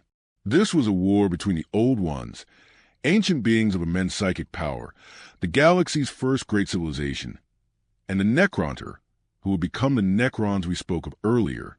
But here is what matters for our story. Before this war, the warp was calm. It was a sea of souls, yes, where the thoughts and emotions of living beings pooled. But it was not hostile, not predatory. The chaos gods did not yet exist. But war, you see, creates strong emotions: rage, fear, hatred, despair. And as the war in heaven raged across millions of years, those emotions accumulated in the warp, changing it, corrupting it, giving birth to the first seeds of what would become the ruinous powers. The galaxy's oldest wound is the warp itself, scarred by a war so ancient that even its victors are long gone, remembered only in fragments and myths. In the Imperium of the 41st millennium, faith is not uniform, despite what the ecclesiarchy might wish. The Imperial Creed, the worship of the God Emperor, takes wildly different forms across a million worlds. On some worlds, the Emperor is seen as a sun god, a bringer of light. On others, he is a warrior king, a conqueror. Some worlds worship him alongside their own local deities, their native gods reinterpreted as saints or aspects of the Emperor. The ecclesiarchy officially teaches one truth, but in practice, as long as the world pays its tithes, sends its soldiers, and acknowledges the Emperor's divinity in some form, the details are flexible. A missionary from Terra might be horrified to see how the imperial faith is practiced on distant worlds, where ancient traditions have been painted over with the thinnest veneer of orthodoxy. But this flexibility, this ability to absorb and adapt local beliefs, is part of why the Imperial Creed has survived across such vast distances and diverse cultures. The Emperor, in his silence, has become whatever each world needs him to be. We spoke earlier of Titans, those god machines that shake the earth with every step. But we did not speak of how they are organized, how these precious relics of a lost age are maintained and deployed. The Collegia Titanica is a branch of the Adeptus Mechanicus responsible for the Titan legions, and each legion is tied to a specific forge world, bearing that world's colors and heraldry. A single Titan legion might contain anywhere from a handful to dozens of Titans, depending on the forge world's wealth and history. The princeps who pilot these machines are nobility within Mechanicus, revered and feared, their minds permanently altered by their connection to the war machines. And around each Titan march support troops, tech priests to perform maintenance and rites, Scutarii soldiers to protect the god machine's feet, Secutarii warriors specialize in fighting alongside Titans. When a Titan walks to war, it does not walk alone. It walks with an entire army in its shadow, a force organized around that single, towering figure like priests attending a wrathful god. For all its wars against external threats, the Imperium must also police itself, must maintain order on worlds where billions live in close quarters and tensions run high. This is a duty of the Adeptus Arbites. The Imperium's judge, jury, and executioner combined. These are not local law enforcement. Most worlds have their own police forces, their own planetary defense forces. The Arbites enforce imperial law, specifically the high laws that transcend individual worlds. They investigate crimes against the Imperium itself: rebellion, heresy, withholding of tithes, corruption among planetary governors. An Arbite's precinct fortress is built like a castle, designed to withstand siege, because when the Arbites arrive to arrest a corrupt governor or quell a riot, they expect resistance. They wear heavy carapace armor, carry shotguns and shock mauls, and their presence alone is often enough to restore order. They are utterly incorruptible, or at least that is the ideal, the image they project. An Arbite who accepts a bribe, who looks the other way, is executed by their own colleagues. They are the Imperium's internal fist, ensuring that while the galaxy may be diverse, while local customs may vary, Imperial law is absolute. Each Space Marine chapter is, in practice, an independent military force that answers to no one save the Emperor himself. While they fight for the Imperium, they are not part of its command structure. A chapter master can refuse orders from Imperial Guard generals, from planetary governors, even from inquisitors if he deems those orders contrary to his chapter's honor or mission. This autonomy is by design, a remnant of the reforms after the Horus Heresy, ensuring that no single authority could command all Space Marines at once. but it means that each chapter develops its own culture, its own traditions, its own interpretation of what it means to serve the emperor.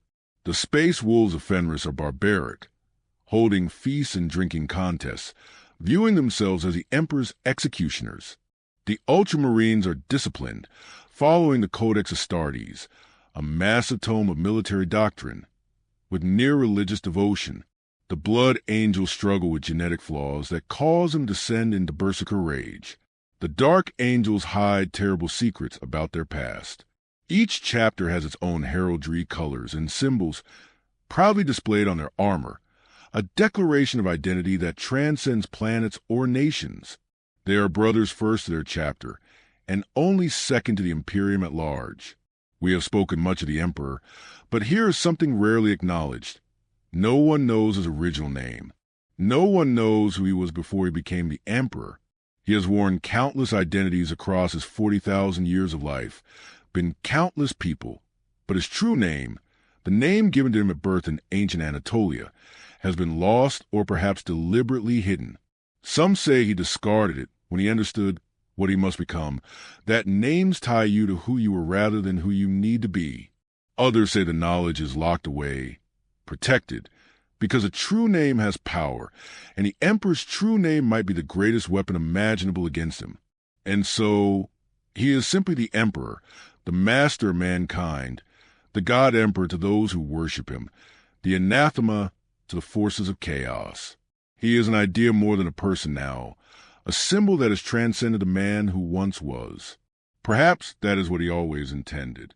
Perhaps that is the sacrifice he made long before he ever sat upon the golden throne, the sacrifice of self, of individuality, to become something humanity could believe in. How do ships survive passage through the warp, that realm of madness and predatory thought? The answer is the Geller field, a protective bubble reality that surrounds a ship during warp transit. Within the Geller field, physical laws function normally. The crew can breathe, walk, exist without being torn apart by impossible geometry or driven mad by the whispers of demons. But the Geller field is a fragile thing, powered by the ship's reactors, maintained by constant prayer and ritual. If a Geller field fails during warp transit, well, the results are invariably catastrophic. Demons pour through the breach, slaughtering the crew, or worse, corrupting them, transforming them, turning the ship itself into an abomination. Sometimes ships emerge from the warp with Geller field breaches, their hulls filled with nightmares, their crew either dead or changed into something that hungers for human flesh. These become space hulks, derelict vessels drifting through the void, haunted and deadly, sometimes valuable for the technology they contain, always dangerous. Every warp journey is taken with the understanding that the Geller field is all that stands between the crew and damnation, a thin skin of reality held together by technology and faith. The Imperium runs on many things, faith, blood, stubbornness, but also on something far more mundane, promethium. This is the Imperium's fuel, a generic term for various petroleum-based substances refined from crude oil or synthesized from organic matter. Promethium powers vehicles, heats hive cities, fuels the flammers that purge heretics, runs the generators that keep the lights on. Without promethium, the Imperium would grind to a halt in days. Agri-worlds grow food, forge worlds make weapons, and scattered throughout the Imperium are mining and refinery worlds dedicated solely to extracting and processing promethium, their populations laboring in toxic refineries, their atmospheres choke with fumes, their value measured entirely in how many millions of gallons they can produce each year. It is not glamorous. It will never be celebrated in songs or stories. But empires run on logistics as much as heroes, and the Imperium's logistics run on promethium. Not every world in the Imperium has reached the same technological level. Some worlds have regressed, either due to isolation during the Age of Strife or by deliberate choice, existing in states that seem primitive by galactic standards. Feudal worlds exist in permanent medieval conditions, with knights and castles, swords and shields, kingdoms warring over territory. Pharaoh worlds are even more primitive. Tribal societies, stone tools, oral traditions. And yet the Imperium values these worlds, not for their industry or agriculture, but for their people. Growing up on a feudal world, learning to fight with sword and spear from childhood, surviving constant warfare without modern medicine. This creates warriors of exceptional quality.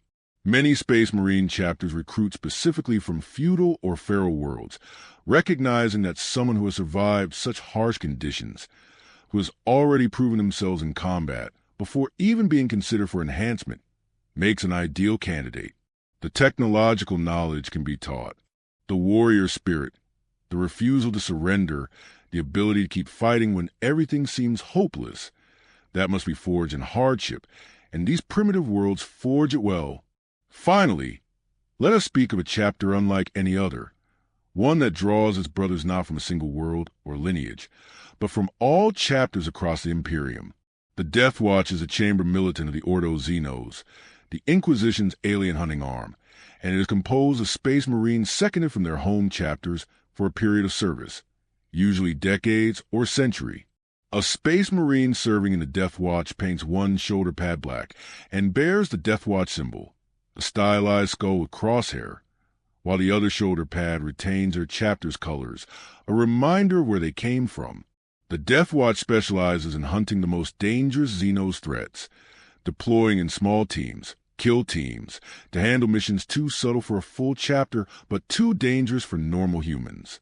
They have access to specialized ammunition and weapons designed to kill specific alien species, rounds that explode in contact with orc physiology, blades that disrupt Necron living metal, poisons that affect tyrannid organisms. When a Space Marine returns from Death Watch service to their home chapter, they are honored, seen as having gained unique perspective by fighting alongside brothers from other chapters, by learning new tactics, by facing threats their parent chapter might never encounter. The Death Watch is where the Imperium's greatest Xenos hunters are forged, one mission, one alien horror at a time. And so we have journeyed far, through a galaxy of war and faith, of heroes and monsters, of an empire that spans the stars and yet is always moments from collapse. We have seen the scale of the Imperium's might and the depths of its cruelty. We have walked with Space Marines and Guard soldiers, with Inquisitors and Tech priests, with the living and the dead, and those who exist somewhere in between. In the grim darkness of the far future, there is only war. But there is also hope, however fragile, however faint. There is courage in the face of certain doom. There is faith, misplaced or not, that gives meaning to lives that would otherwise be meaningless. There is humanity, stubborn and broken and magnificent, refusing to die quietly in the dark. The Emperor watches from his throne, or perhaps he doesn't. Perhaps he is simply a corpse kept alive by machinery. And the Imperium endures through nothing but its own momentum, its own refusal to acknowledge that the dream died 10,000 years ago. Or perhaps his light still burns, dim but not extinguished, waiting for the day when he might rise again, when he might walk among his people and guide them through the darkness into something resembling dawn. Among the 1,000 chapters of Space Marines, there is one that breaks the rules, one that has never stopped fighting since the Horus Heresy ended. The Black Templars refuse to acknowledge the Codex Astartes limit of 1,000 warriors. They have no home world, no fortress monastery where they gather. Instead, they are eternally on crusade, their entire chapter divided into crusade fleets that roam the galaxy, seeking out the Emperor's enemies wherever they might hide. Because they are constantly scattered, because they never gather in one place, no one knows exactly how many Black Templars exist. Some estimates suggest they number in the thousands, perhaps 5,000 or more, making them one of the largest chapters in existence. But they are not traitors, not rule breakers in spirit. They simply believe that the Emperor's work is never done, that there is no time to rest, no time to maintain a home when there are enemies to fight. They are zealots, refusing to use librarians, Psyker Space Marines, believing that any use of psychic power invites corruption. They paint their armor black. They chain their weapons to their wrists in imitation of ancient warriors, and they crusade endlessly, the Eternal Templars, the knights who will never stop fighting until the Emperor himself rises and tells them to rest. We have spoken of the Adeptus Mechanicus and their rituals, But let us understand what they truly believe. To a tech priest, every machine contains a machine spirit, an animating intelligence that must be honored and appeased. When you fire a lost gun, you do not simply pull the trigger. You awaken the weapon spirit. When you start a tank's engine, you are requesting the machine spirit's cooperation. To the mechanicus, this is not metaphor. They genuinely believe that technology is alive in some sense, that devices possess personalities, preferences, moods. And perhaps, in a galaxy where the warp can bleed into reality, where belief shapes truth, they are not entirely wrong. Certainly, the ancient and most revered machines seem to respond to prayer and ritual in ways that pure mechanics cannot explain. A land raider that has served for 5,000 years, its hull scarred by countless battles, might refuse to start for a new pilot, but roar to life immediately when a veteran speaks the proper litanies. Is it programming? Ancient spirits? Or has the machine genuinely developed something like consciousness over millennia of service? The mechanicus does not question. They simply honor the machine spirits, anoint them with sacred oils, speak the proper prayers, and trust that the Omniscia, their name for the machine god, will keep their technology functioning for one more day. The Eye of Terror, which we have mentioned, deserves deeper examination. This is not merely a warp storm. It is a wound in reality itself, a region of space approximately 20,000 light-years across, where the barrier between the materium and the warp has collapsed entirely. Within the eye, the physical laws of the universe are suggestions at best. Time does not flow normally. Entire planets exist where millennia pass in moments or moments stretch into centuries. Demons walk openly without need of summoning. The landscape itself shifts and changes according to the whims of chaos. And this wound was created by the fall of the Eldar, by the birth of Slaanesh, a psychic scream so powerful it tore a hole in the galaxy that is never healed. The Eye is where the traitor legions fled after the Horus heresy, where they built their demon worlds and fortress citadels, where they plot and scheme and occasionally emerge to raid real space. It is a cancer at the galaxy's heart, and it grows larger with each passing century, slowly consuming neighboring systems, dragging them into unreality. To enter the Eye is to leave behind everything sane and predictable. Most who venture and never return. Those who do are changed. Not all Space Marines reject psychic power, as the Black Templars do. Most chapters maintain librarians, Space Marines who are also psychers, trained to channel the warp safely for battle. These warrior scholars wear blue armor, often with hoods and robes, carrying force weapons, blades or staves imbued with psychic energy that can cleave through armor as if it were paper. A librarian can hurl lightning from their fingertips, crush enemies with telekinetic force, read thoughts, see the future, even walk through walls by briefly phasing out of reality. They are among the most powerful warriors a chapter can field, but they are also the most dangerous. Every librarian is a potential gateway for demons, a liability that could doom their entire chapter if they lose control.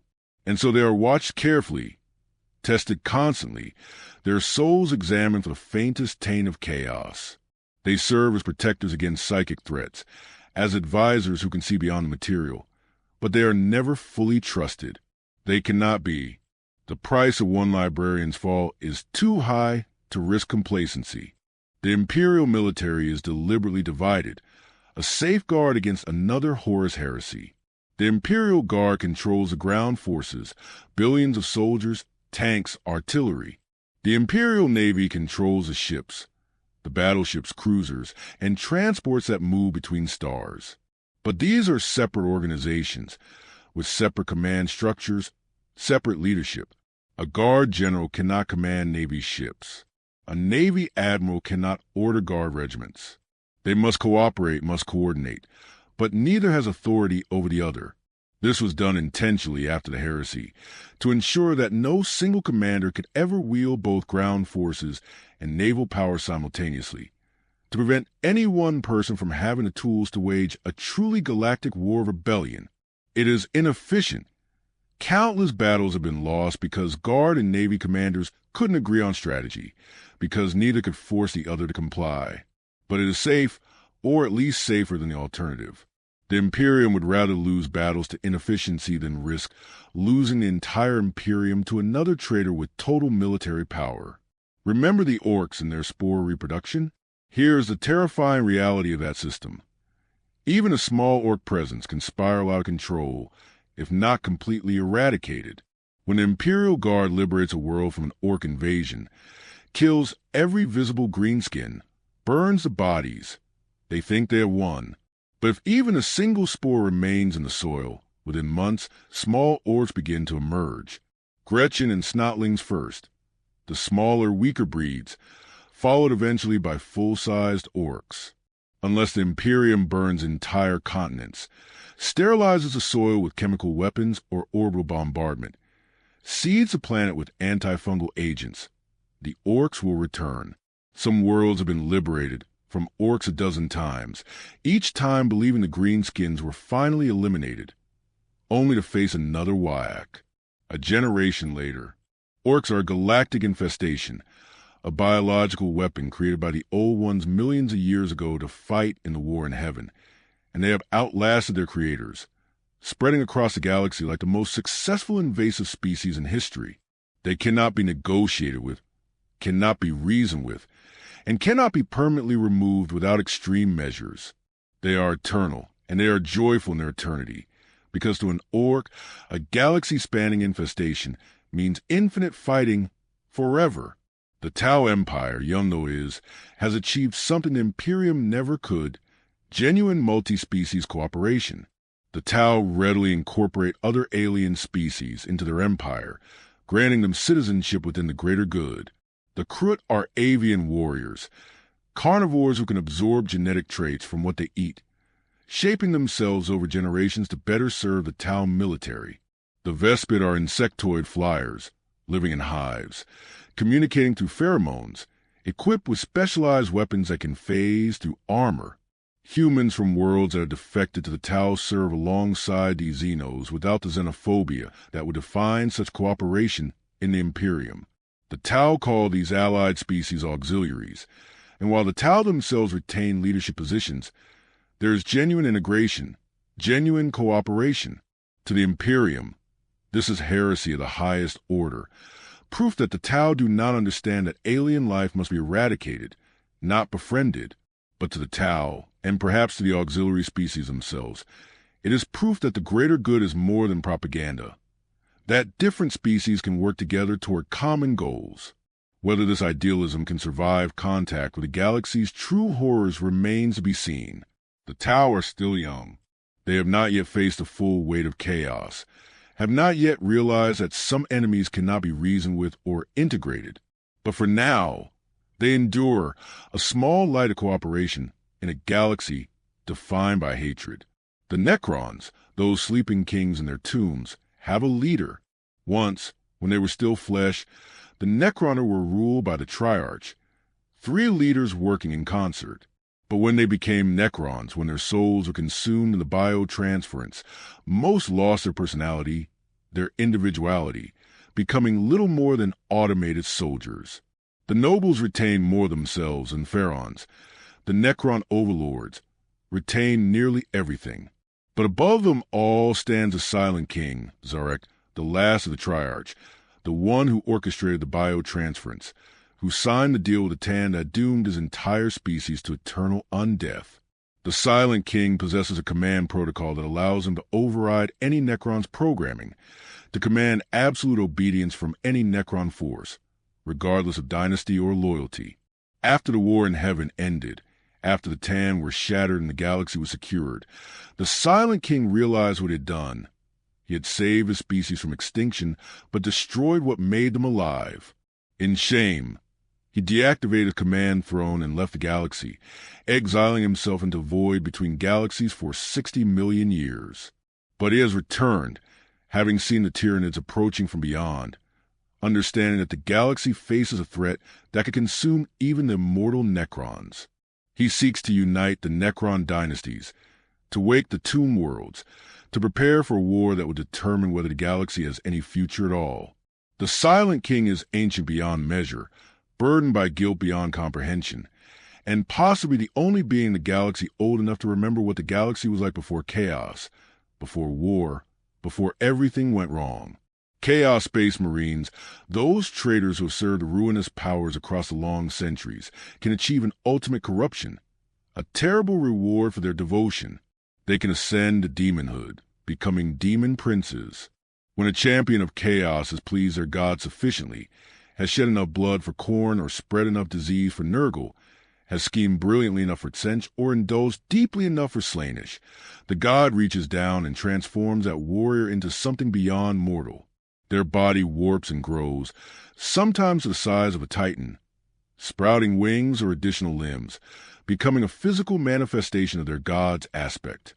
A demon prince is both demon and mortal, retaining their memories, their personality, their ambitions, but empowered by the warp itself, nearly unkillable, capable of manifesting in real space without needing to be summoned. They are the traitors who went so far into darkness that they became the darkness, who traded their humanity not for power or corruption, but for apotheosis, for godhood of a twisted sort. And once transformed, they cannot go back. They are bound to chaos forever, slaves to the gods they once thought they were manipulating. They have won everything and lost themselves in the process. And finally, we return to where we began, to the Golden Throne, to the Astronomicon, to the Emperor's endless sacrifice. But let us understand the true stakes. If the Astronomicon were to fail, if the Emperor were to finally die and the beacon would go dark, the Imperium would not merely be weakened, it would fragment instantly and completely. Every ship in the warp would be lost, unable to navigate, stranded in that nightmare realm, or emerging in random locations light years from their destinations. Every world would be cut off from every other world, unable to send for help, unable to receive supplies, unable to coordinate defense. The Imperium is only an empire because ships can travel between stars. Remove that ability, and you have a million isolated worlds, each one alone in the dark, each one easy prey for Xenos or chaos. This is why 10,000 years of sacrifice is considered acceptable, why 1,000 psychers per day is seen as a reasonable price. The alternative is not merely the Imperium's defeat. It is the total fragmentation of human civilization, the end of any hope for unified survival. The Emperor holds it all together.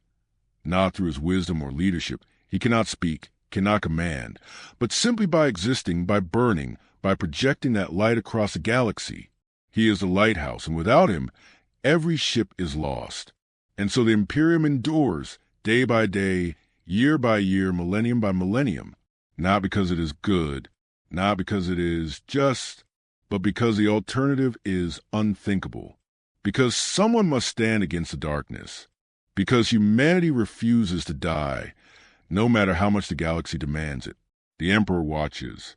Or perhaps he dreams.